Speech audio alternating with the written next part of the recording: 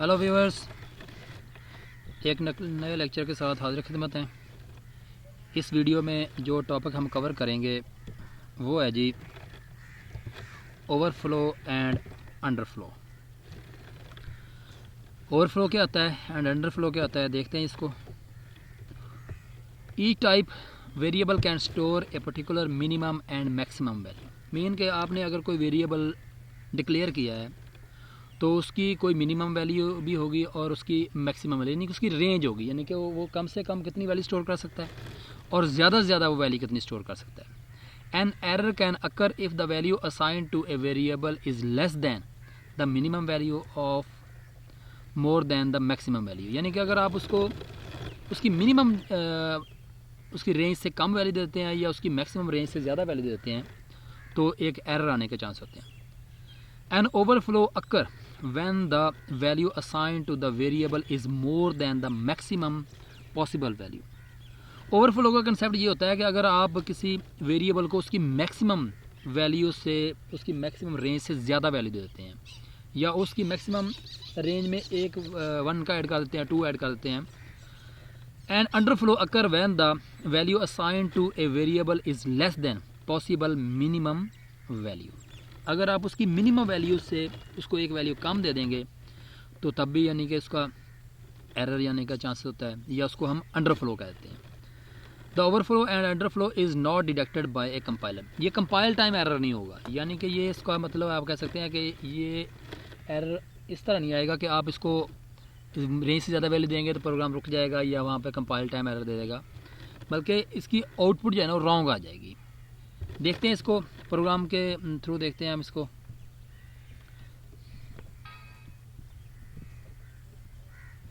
इसके लिए Dev C plus plus को ओपन करते हैं।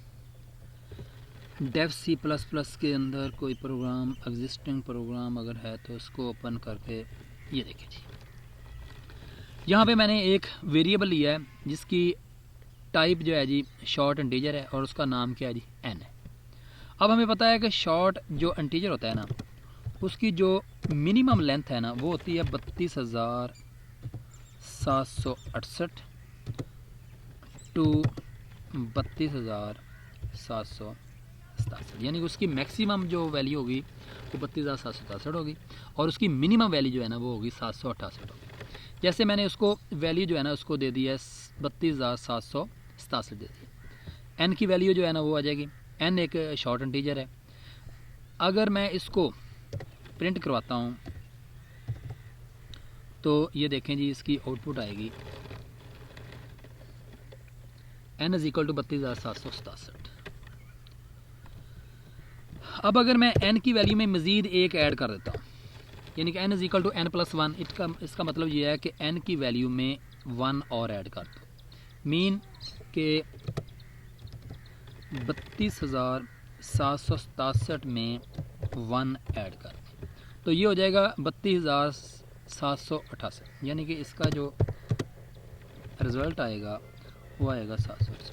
लेकिन ये इसकी रेंज से ज़्यादा हो गया, यानी कि इसकी रेंज से एक्सीड कर गया, रेंज से बाहर निकल गया, तो इससे कहते हैं ओवरफ्लो, यानी कि ओवरफ्लो कर गया। तो अगर इसकी यानी कि एन के अंदर जो वैल्यू स्टोर हो जाएगी वो हो जाएगी 32,768, लेकिन ये ओवरफ्लो कर गया तो इसलिए इसका रिज़ल्ट जो है ना वो 32,768 नहीं आएगा बल्कि -32,768 आ, यानी कि उसकी मैक्सिमम रेंज से ओवरफ्लो करके वो उसकी क्या आ गया है जी, मिनिमम रेंज पे आ गया।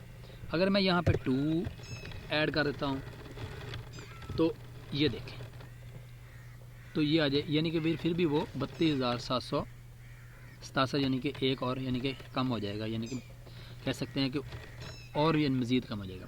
इसे कहते हैं ओवरफ्लो। अच्छा, अगर मैं इसकी वैल्यू देता हूँ लोएस्ट वैल्यू क्या है इसकी -32,768 और उसमें माइनस मैं 1 कर देता हूँ।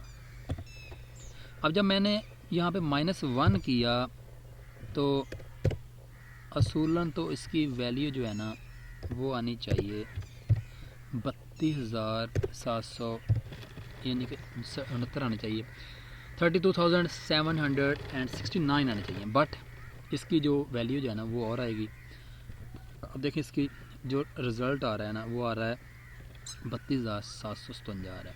तो इसे कहते हैं अंडरफ्लो, यानी कि उसकी मिनिमम वैल्यू से अगर मज़ीद एक कम कर देते हैं, ये देखें आप, तो ये आ जाएगा उसका, वो उसकी मैक्सिमम वैल्यू पे पहुंच गया है, तो इसे कहते हैं अंडरफ्लो। उम्मीद है कि आपको इसकी समझ आ गई होगी। दोबारा फिर रिपीट करता हूँ, ओवरफ्लो अगर आप उसकी मैक्सिमम रेंज से एक्सीड कर जाएं तो वो ओवरफ्लो हो जाता है। अगर आप उसकी मिनिमम रेंज से मज़ीद एक कम कर देंगे तो वो क्या हो जाएगा, अंडरफ्लो। ओके, अल्लाह हाफिज़।